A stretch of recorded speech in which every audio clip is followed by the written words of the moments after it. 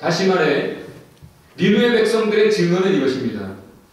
메시지의 분량이 문제되지 않았습니다. 선지자의 국적 문제되지 않았습니다. 선지자의 말씀 전하는 자의 성격 전혀 문제될 수 없었습니다.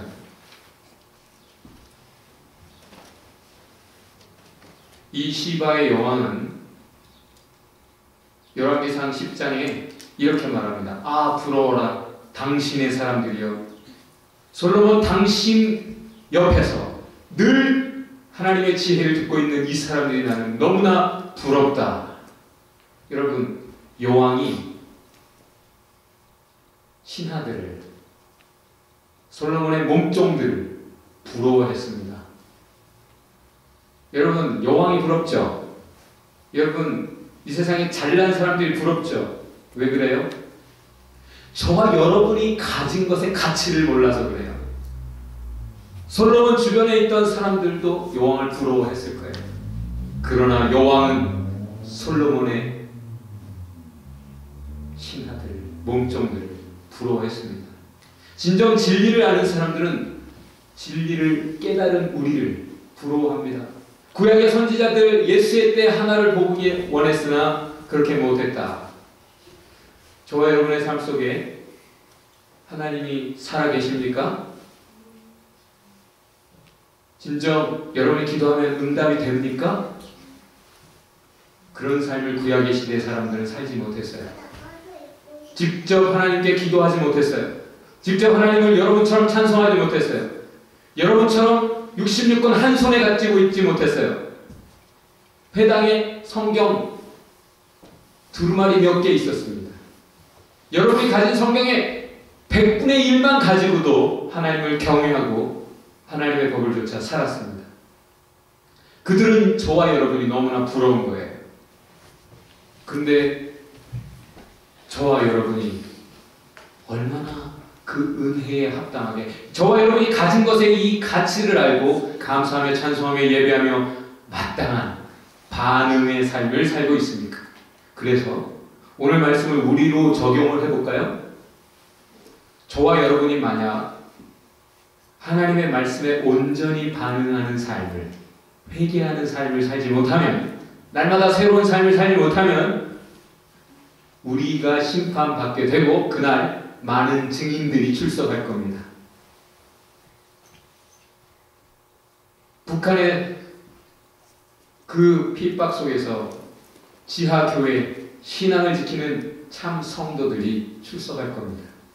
무슬림 하나님을 믿기만 하면 가족에게도 버림받고 능지처참을 당하듯이 발각이 되기만 하면 그저 목숨을 잃는 무슬림 그 문화권의 신앙인들이 출석할 겁니다.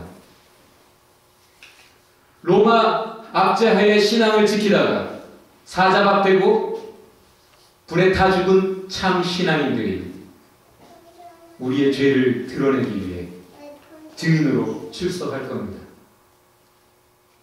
그들은 재산을 몰수당했어요. 믿는다는 이유로. 각종 불이익, 각종 억울한 매를 맞고 고문을 당하고 목숨을 잃기까지 했습니다. 그들이 바랬던 게 뭐였을까요? 마음 놓고 찬송하는 세상, 마음 놓고 아무 데서나 성경을 펴서 읽는 세상, 마음 놓고 예배하는 세상, 마음 놓고 하나님 사랑합니다 고백하는 세상을 꿈꿨던 것이죠. 그들이 증인으로 출석했습니다.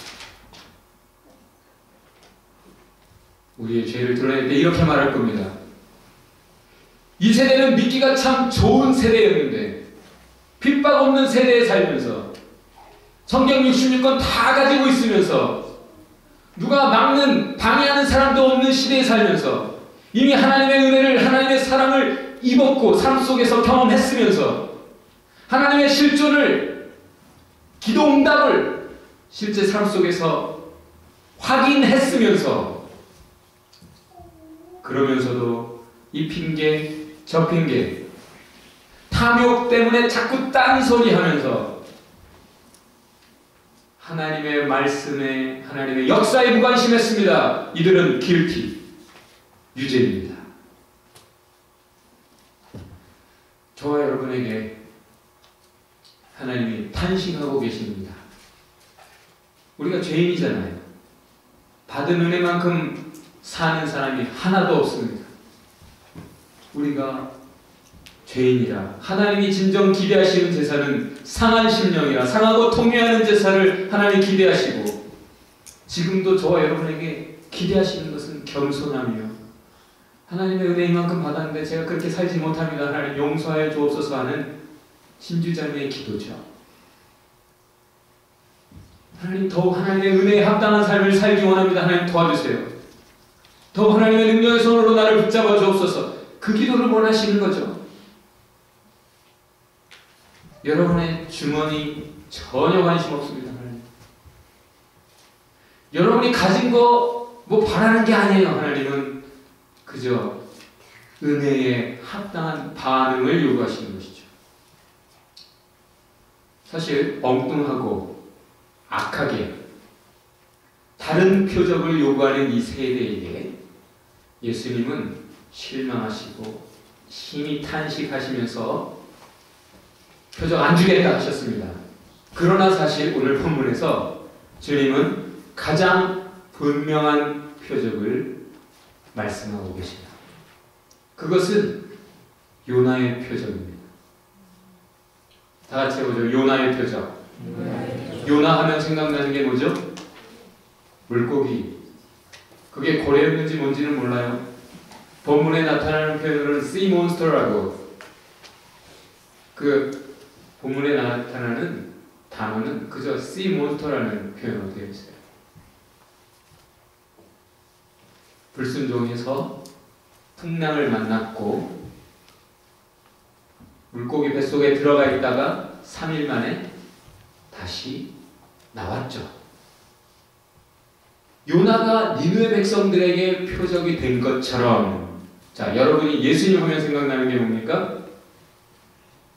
십자가와 빈 무덤, 부활이죠. 내가 요나처럼 너희에게 표적이다, 표적이 될 것이다, 미래형으로 되어 있습니다. 그것은 뭔가? 요나가 불순종해서 사실 죽었습니다. 죽은 목숨이에요. 그런데 하나님이 회개했더니 다시 살려주시더라, 용서하시고 다시 기회를 주시고 새 생명을 허락하시더라 하는 거예요. 예수님도 마찬가지죠. 너희의 불순종 때문에 예수께서 십자가에서 죽으시고 불순종의 대가로 죽음, 요나처럼 죽음 가운데 처하고 거기서 부활하심으로 누구든지 회개하면 예수님 부활하신 것처럼 새 생명을 얻는다라는 분명한 표적을 주신 것이죠.